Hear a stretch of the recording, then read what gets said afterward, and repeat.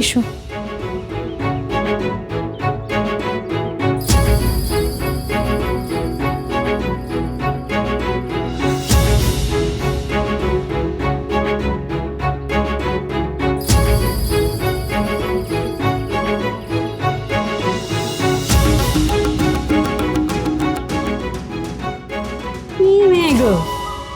এ ঘরে তো তেমন কিছুই নেই গো। আমার দিদি এখানে থাকবে কেমন করে? কিছু তো করার নেই মলিনা, এই বাসায় এর থেকে ভালো ব্যবস্থা তো হবে না। মলিনা, তুই একটু চুপ করবি? ভুলে যাস না, আমি কিন্তু এখানে ডাক্তারবাবুর অসুস্থ আত্মীয়া, চিকিৎসা করাতে শহরে এসেছি। এরা কি আমায় জামাই আদর করে রাখবে নাকি? বিনোদিনী, তুমি আর দাঁড়িয়ে থেকো না, খাটে শুয়ে পড়ো।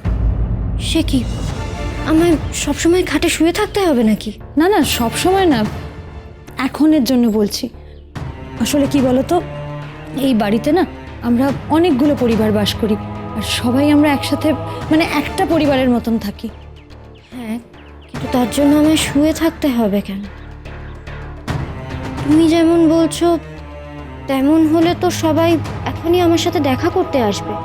মানে নতুন মানুষের সাথে আলাপ পরিচয় তো। সর্বনাশ! দেখা করতে আসবে মানে কি গো? হ্যাঁ, কি গো, এখন কি পালে পালে লোক এখানে দিদির সঙ্গে দেখা করতে আসবে নাকি? বলি না। আহা দিদি, উফ, তুমি তুমি বুঝতে পারছো নি। বলি বলে কি বিপদে পড়া গেল বলো দেখি। হ্যাঁ, আমি তখনই তোমাকে পই পই করে বলেছিলাম যে এই মানুষটার কথায় যেখানে সেখানে যেও নি। তুই চুপ করবি? চুপ করলে কি করে হবো বলো দেখি। হ্যাঁ, এই যে ডাক্তার মেয়ে মানুষ, শোনো, আমার দিদির ঘরে এখন যেন এখানে কেউ না আসে। যদি কেউ দেখে ফেলে, চিনে ফেলে, কি হবে বলো দেখি? কেউ চিনবে না, কেউ চিনবে না মলিনা, আমি তো ওকে চিনতে পারিনি। বিনোদিনী, আসলে কি বলতো, আমি যদি ওদের তোমার সঙ্গে একবারও দেখা করতে না দিই, ওদের তো সন্দেহ বাড়বে বলো, তোমায় নিয়ে আরো কৌতূহল বাড়বে, যখন তখন তোমার ঘরে উকি ঝুঁকি দেবে। তার চেয়ে যদি একবার দেখা করে নাও, তাহলে সবটা একেবারে মিটে যায়। আর যদি তুমি খাটে শুয়ে থাকো, তাহলে তো আমি ওদের দরজা থেকেই ফিরিয়ে দিতে পারি।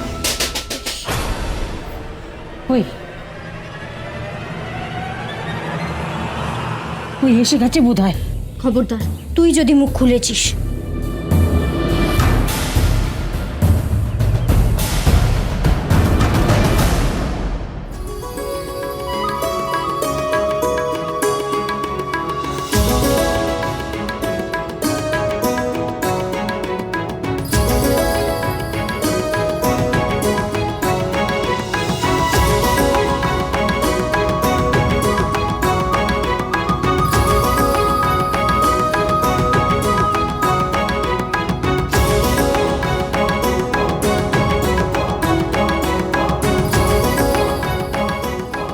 আমি দেখছি।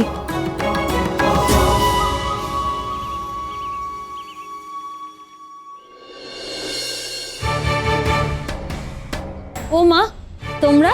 এই যে ললিতা বললো উনি এসে গেছেন, তাই তো দেখা করতে এলাম। হ্যাঁ, এসেছেন তো, খুব অসুস্থ, তাই একটু বিশ্রাম নিচ্ছেন।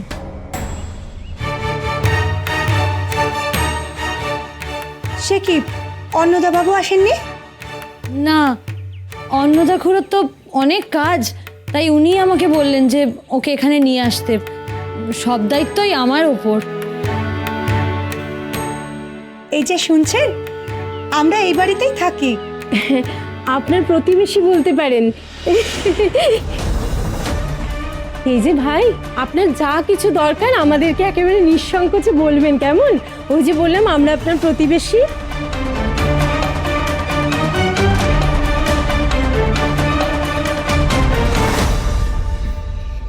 সে তো বলবোই। আপনারা নিজেরা দেখা করতে এলেন, আমার খুব ভালো লাগছে। বসুন না আপনারা। বসবই তো, বসবই তো। না না, ওর তো এখন বিশ্রামের দরকার, খুব অসুস্থ তো উনি। তোমরা যদি এখানে বসো উনি অনেক কথা বলতে শুরু করবেন, আর বেশি কথা বলা, হাঁটাচলা করা সবই ওনার পক্ষে খুব ক্ষতিকারক। হ্যাঁ, তা তো ঠিকই, সত্যি তো উনি তো অসুস্থ। না না, ঠিক আছে, উনি বিশ্রাম নিন, আমরা বরঞ্চ পরে আসবো। আর যে কারণে ওনার কলকাতায় আসা সেটা আগে হোক বরং। বোন, বলছি কি আপনি আগে সুস্থ হয়ে উঠুন, হ্যাঁ, তারপর সবাই একসঙ্গে মিলে গল্প গাছা করা যাবে এখন। ওনার এখন ওষুধ খাওয়ার সময় হয়েছে। ঠিক আছে ঠিক আছে, তুমি ওষুধ দাও, আমরা বরঞ্চ যাই এখন, উনি বিশ্রাম নিন, আমরা চলে যাই। হ্যাঁ বোন, আপনি বসে আছেন কেন? শুয়ে পড়ুন না। আচ্ছা, বাক্সটাকে এখানে কে রাখলো? শোবেনি বা কি করে? আমি সরিয়ে দিচ্ছি। না না, ওটা ওখানেই থাক।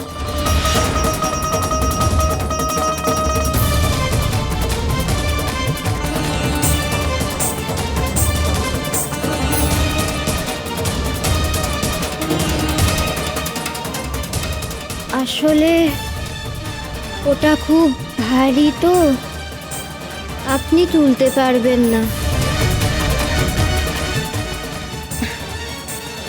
ঠিকই তো, ঠিক আছে, আসি। হ্যাঁ আসি বোন, চল।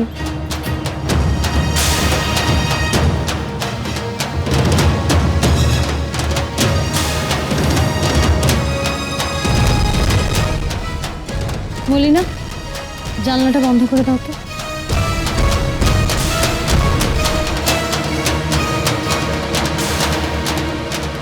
উফ, এই বাক্সে কি আছে?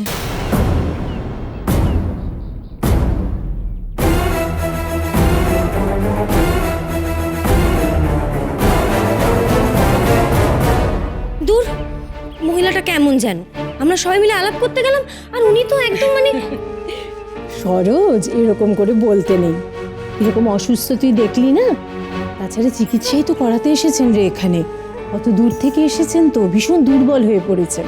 বাবা, বাক্স সামলাতে যেমন আটকে উঠলেন, তাতে তো কোনো অসুস্থতার লক্ষণও খুঁজে পেলাম না।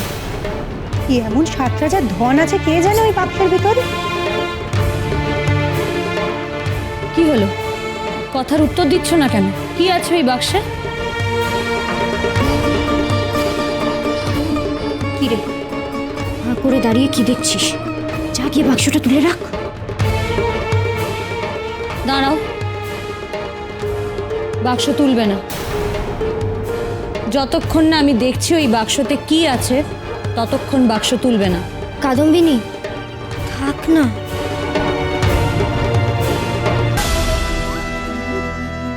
বিনোদিনী, আমি তোমাকে কি বলেছিলাম সেটা তোমার মনে আছে তো? মনে আছে। আর তুমি যা বলেছ, তোমার সব কথা আমি অক্ষরে অক্ষরে পালন করব। আমি তোমাকে বলেছিলাম না তুমি আমার থেকে কিচ্ছু গোপন করবে না? আমি জানতে চাই বিনোদিনী, ওখানে কি আছে?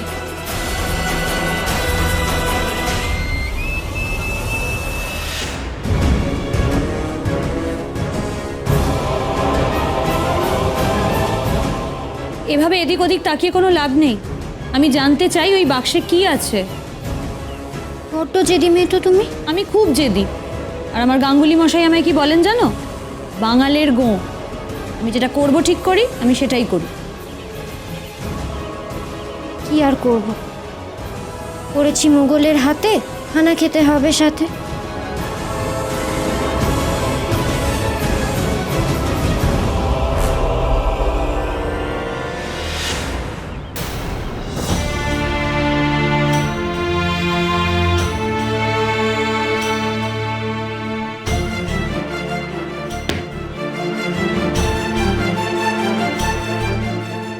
আমার ওপর ভরসা রাখো কাদম্বিনী।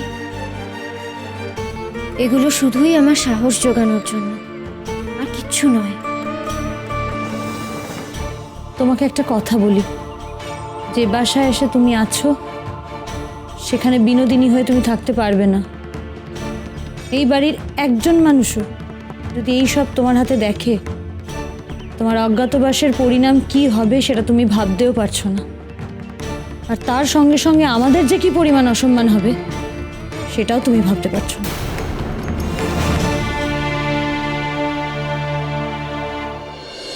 এত ভেবো না কাদম্বিনী, আমার জন্য তোমার বা তোমার গাঙ্গুলি মশাইয়ের কোনো অসম্মান হবে না, কথা দিচ্ছি। আর আমিও কিন্তু কথা দিলে সেই কথা রাখি।